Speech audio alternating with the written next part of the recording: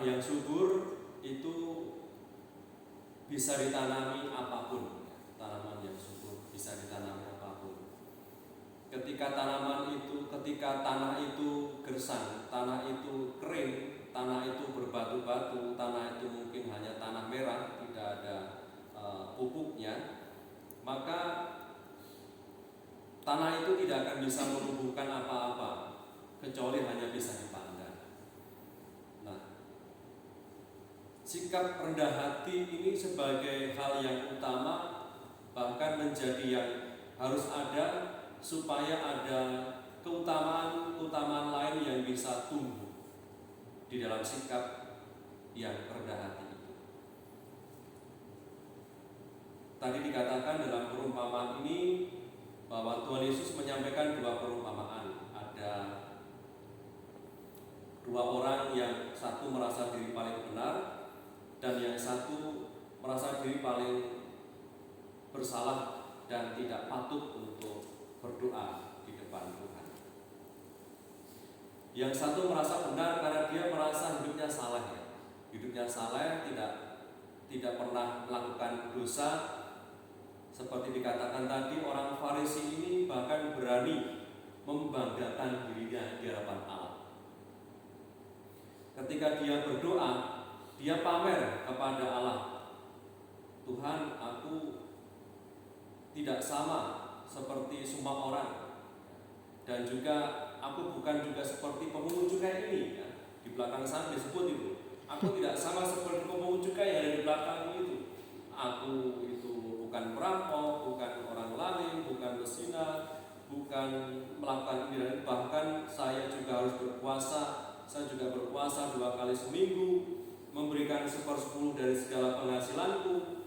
Itu kan suatu tindakan-tindakan yang baik, tindakan-tindakan yang baik. Tetapi yang tidak baik adalah ketika orang ini itu membanggakan dirinya di hadapan Tuhan. Dia lupa bahwa dia bisa menjadi orang baik.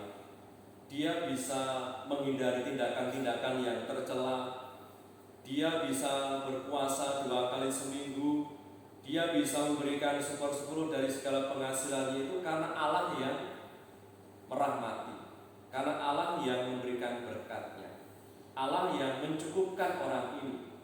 Maka segala hal yang telah dia lakukan, segala hal banyak yang baik dilakukan itu, bukan pertama-tama dari dirinya sendiri dia bisa melakukan itu, tetapi sebenarnya itu bisa dilakukannya karena melulu kemurahan Tuhan, karena kemurahan Allah sendiri.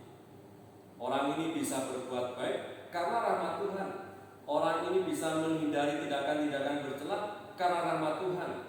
Dan orang ini sebagai orang Farisi, dia lupa bahwa semua hal baik yang bisa dia lakukan itu karena rahmat Allah, karena penyelenggaraan Allah sendiri.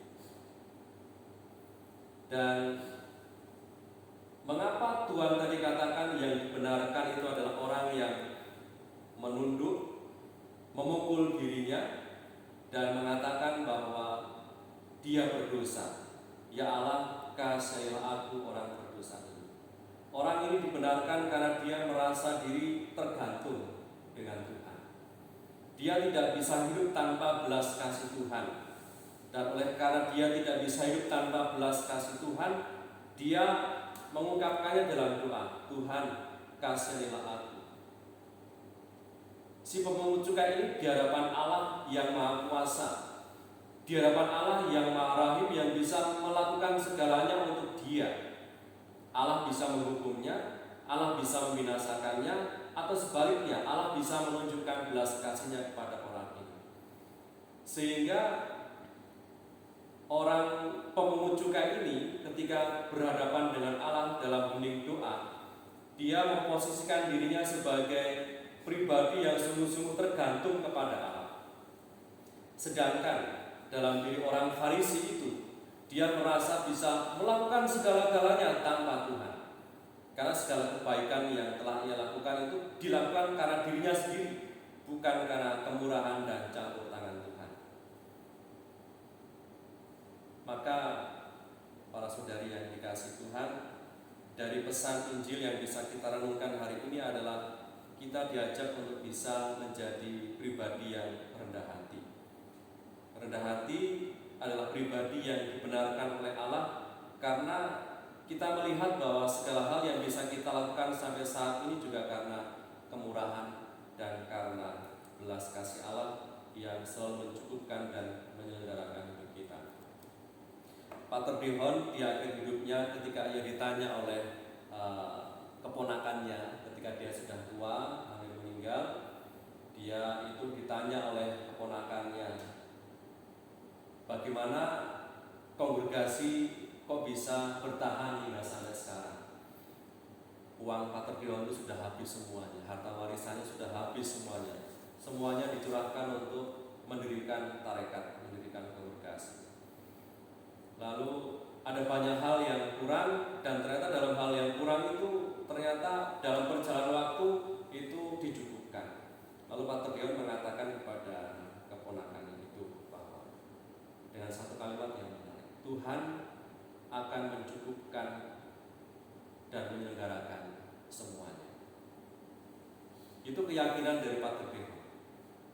Maka ketika kita menyadari bahwa hidup kita itu dicukupkan oleh Allah, hidup kita itu diselenggarakan oleh Allah, maka hanya rasa syukur yang bisa kita sampaikan kepada Allah. Maka sikap kerendahan hati itu ada di dalam diri kita kalau kita itu mau bersyukur kepada Tuhan. Bersyukur karena segala hal baik yang kita lakukan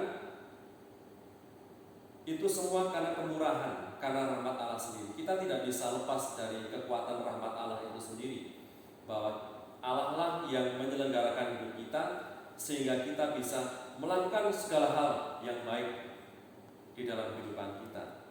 Sehingga tanda bahwa kita itu sudah punya sikap kerendahan hati ketika kita juga mau bersyukur atas segala penyelenggaraan dan berkat Tuhan yang sudah kita rasakan setiap hari.